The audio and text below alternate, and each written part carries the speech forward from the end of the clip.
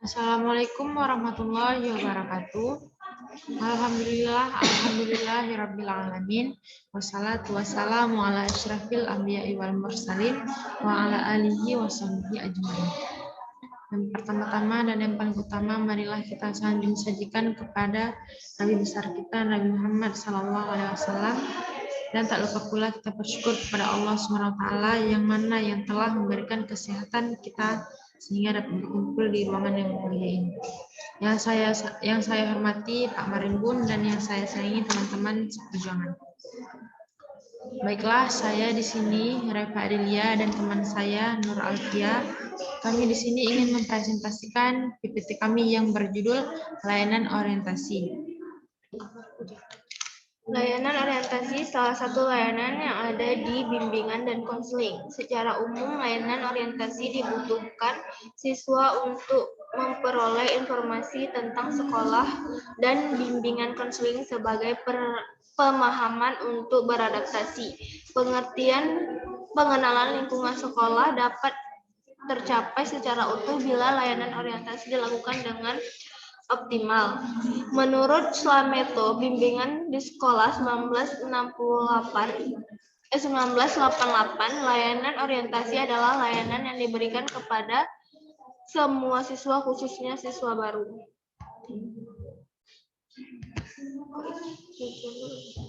Fungsi layanan orientasi. Layanan orientasi di sekolah berfungsi untuk pemahaman pencegahan secara rinci. Pengertiannya menurut SK Kemendikbud nomor 025/1995, SK Menpan nomor 84/1993 tentang guru dan angka akreditnya adalah sebagai berikut.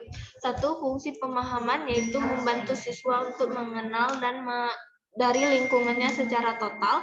2. Fungsi pencegahan yakni upaya agar peserta didik terhindar dari berbagai permasalahan yang mungkin timbul yang dapat mengganggu dan menghambat proses pengembangannya.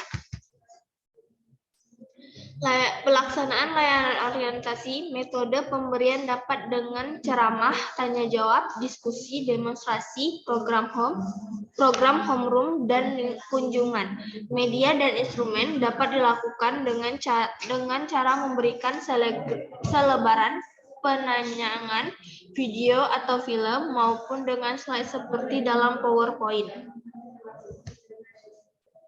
Penyelenggaraan layanan orientasi dapat dilaksanakan pada hari orientasi baru, pertemuan umum, pertemuan klasikal, materi, orientasi mengenai tata tertib sekolah, orientasi mengenai keadaan guru atau karyawan, mengenai orientasi fasilitas belajar. Berikut adalah hal-hal yang perlu diperhatikan dari layanan orientasi. Yang pertama, orientasi individual.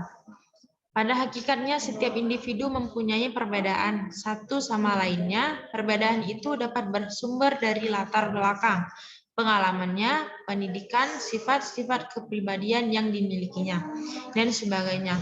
Willerman tahun 1979, anak kembar satu, Telro pun mempunyai perbedaan, apalagi kalau dibesarkan dalam lingkungan yang berbeda. Ini membuktikan bahwa kondisi lingkungan dapat memberikan andil terjadinya perbedaan individu. Taylor tahun 1956 juga mengatakan bahwa kelas sosial keluarga dapat menimbulkan terjadinya perbedaan individu. Yang kedua, orientasi perkembangan siswa. Dalam setiap tahap usia perkembangan individu, hendaknya mampu mewujudkan tugas-tugas perkembangannya. Setiap tahap atau periode perkembangan mempunyai tugas-tugas perkembangan sendiri yang sudah harus dicapai pada akhir tahap masa perkembangannya itu. Begitu pula pencapaian tugas perkembangan masa dewasa dan seterusnya. 3. Orientasi permasalahan yang dihadapi siswa adalah layanan bimbingan dan konseling harus bertolak belakang dari masalah yang sedang dihadapi oleh klien. Konselor hendaknya tidak terperangkap dalam masalah-masalah lain yang tidak dikeluhkan oleh klien. Hal ini disebut dengan asas kekinian. Praitno tahun 1985 yang artinya adalah pembahasan masalah yang saat ini saat berkonsultasi dirasakan oleh klien. Kadang-kadang konselor terperangkap dalam hal-hal yang sebenarnya tidak dirasakan sebagai masalah oleh klien yang bersangkutan, akibatnya masalah yang sebenarnya justru tidak teratasi atau bahkan timbul masalah baru. Konselor dapat saja membahas hal-hal asal masih ada kaitannya dengan masalah yang dihadapi oleh klien.